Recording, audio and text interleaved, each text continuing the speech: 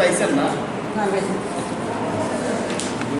নমস্কার সবাইকে, যারা সাংবাদিক বন্ধুরা আছেন সবাইকে অনেক ধন্যবাদ, আপনারা এসেছেন। আজকে আমরা বিশেষ একটা চিন্তার বিষয় নিয়ে আমরা আজকে এখানে সাংবাদিক সম্মেলনে সামিল হয়েছি। আমরা অল ইন্ডিয়া স্টুডেন্ট অ্যাসোসিয়েশন থেকে আজকে আপনাদের মাধ্যমে সারা ত্রিপুরা রাজ্য ছাত্রছাত্রী, অভিভাবক, সমস্ত রাজ্য সরকার থেকে শুরু করে কলেজ বিশ্ববিদ্যালয় কর্তৃপক্ষের কাছে আমরা একটা বার্তা দিতে চাইছি এবং আমরা তাদের কাছে আবেদন করছি। আমরা 7-8 এপ্রিল 2021 আমরা অনলাইন গুগল ফর্মের মাধ্যমে একটা সমীক্ষা চালিয়েছিলাম যে এই সারা ভারতবর্ষে দ্বিতীয় দফায় করোনার একটা সংক্রমণ দেখা যাচ্ছে, খবরের কাগজে প্রতিদিন আমরা দেখতে পাচ্ছি। তারই পরিস্থিতিকে দাঁড়িয়ে তার পরিস্থিতিতে আমরা চাইছি যে এবার যে ত্রিপুরা রাজ্যের মধ্যে যে শিক্ষা প্রতিষ্ঠানগুলো আছে, কলেজ, বিশ্ববিদ্যালয় কিংবা বোর্ডের এক্সাম, এই সমস্ত কিছু নিয়ে আমরা খুবই চিন্তিত এবং ছাত্ররাও খুবই চিন্তিত আছেন, আতঙ্কিত আছেন। অনেক ছাত্ররা আমাদের সাথে যোগাযোগ করেছে এবং তারা বলেছে যে এই যে করোনার সময় আমরা কি করে পরীক্ষা দেব। এই বিষয়টা মাথায় রেখে আমরা আজকে একটা সমীক্ষার রেজাল্ট নিয়ে আমরা আপনাদের সামনে তুলে ধরতে চাইছি। ইতিমধ্যে কলেজে এক দফায় পরীক্ষা হয়ে গেছে এবং বিশ্ববিদ্যালয়ে এক দফায় পরীক্ষা চলছে, আরও বেশিরভাগ বাকি আছে।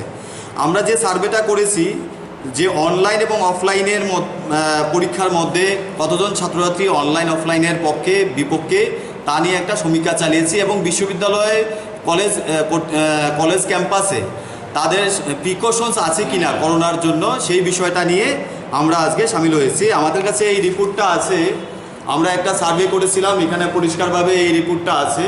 প্রায় 3700 থেকে বেশি স্টুডেন্ট সেখানে পার্টিসিপেট করেছে, 24 ঘন্টার একটা সার্ভে হয়েছিল।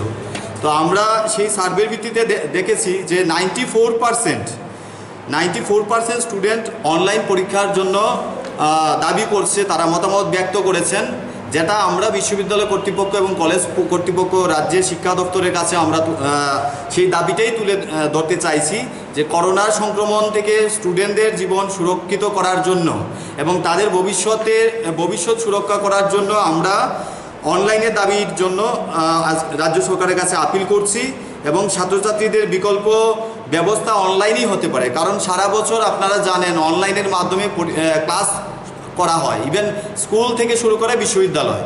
তাছাড়া ফর ইনফরমেশন আমি বলছি, ডক্টরেটের পিএইচডির যে ভাইভাগুলো হয়েছে অনলাইনে হয়েছে, এক্সটার্নালরা অনলাইনের মাধ্যমে ভাইভা নিয়েছেন, বা ত্রিপুরা বিশ্ববিদ্যালয়ের ডিস্টেন্স এডুকেশনের পরীক্ষাটা তারা অনলাইনে নিয়েছে, আমাদের আন্দোলনের জন্য হয়েছে এবং তাদের ফলাফল প্রকাশ করেছে। তো আমরা দাবি করছি এই পরিস্থিতিতে ছাত্রছাত্রীদের 12 তারিখ থেকে পরীক্ষা, বিশ্ববিদ্যালয়ে যেটা বেশি অংশের ছাত্ররা পরীক্ষা দেবে, প্রায় 30 থেকে 35টা ডিপার্টমেন্ট আছে এবং ইন্টারন্যাশনাল স্টুডেন্ট আছে, রাজ্যের বাইরের স্টুডেন্টরা আছে। উত্তরাখণ্ড, আমাদের সার্ভে এসছে, উত্তরাখণ্ড আছে, ইউপি, বিহার থেকে শুরু করে পশ্চিমবঙ্গ থেকে শুরু করে আসাম ছাত্ররা আমাদের বিশ্ববিদ্যালয়ে, কেন্দ্রীয় বিশ্ববিদ্যালয়ে পড়াশোনা করেন। তাই আমরা এই পরিস্থিতিতে করোনার সংক্রমণ যেহেতু আমাদের ত্রিপুরা রাজ্য এসছে, এই পরিস্থিতিতে দাঁড়িয়ে আমরা ভাইস চ্যান্সেলর এবং রাজ্য উচ্চশিক্ষা দপ্তরের কাছে দাবি করছি অবিলম্বে তারা যেন একটা বিকল্প পরীক্ষার ব্যবস্থা গ্রহণ করেন, আর সেই বিকল্পটা অনলাইনেই ছাত্রছাত্রীরা যে দাবিটা তারা তুলেছে।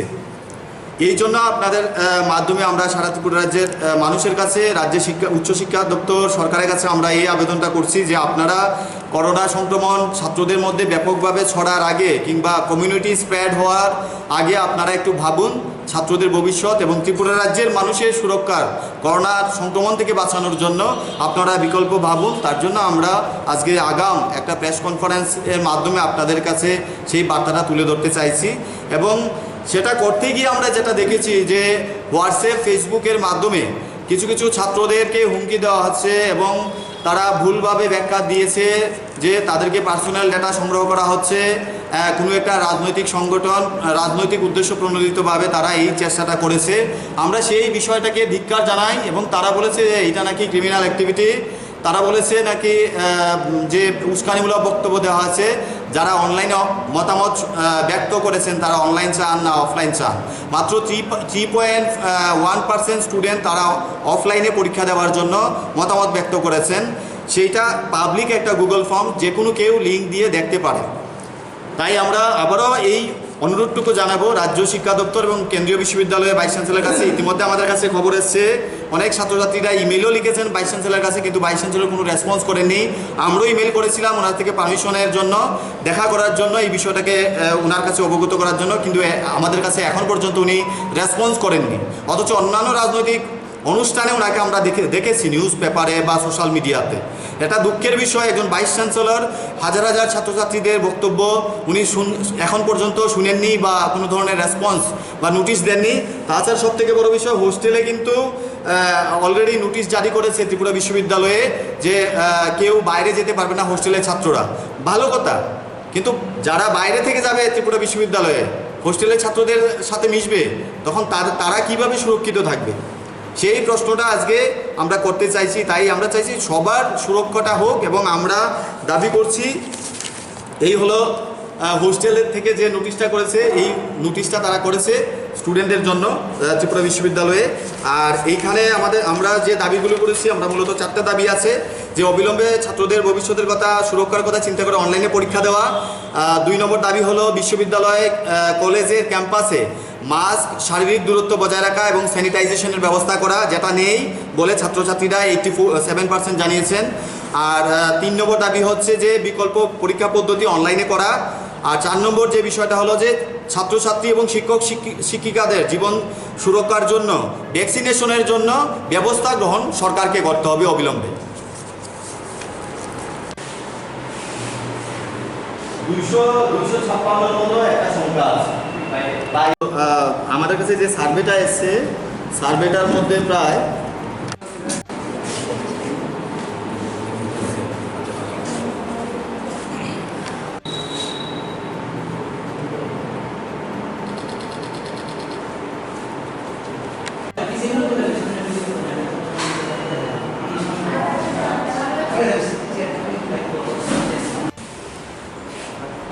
উত্তরাখণ্ড আছে, বিহার আছে,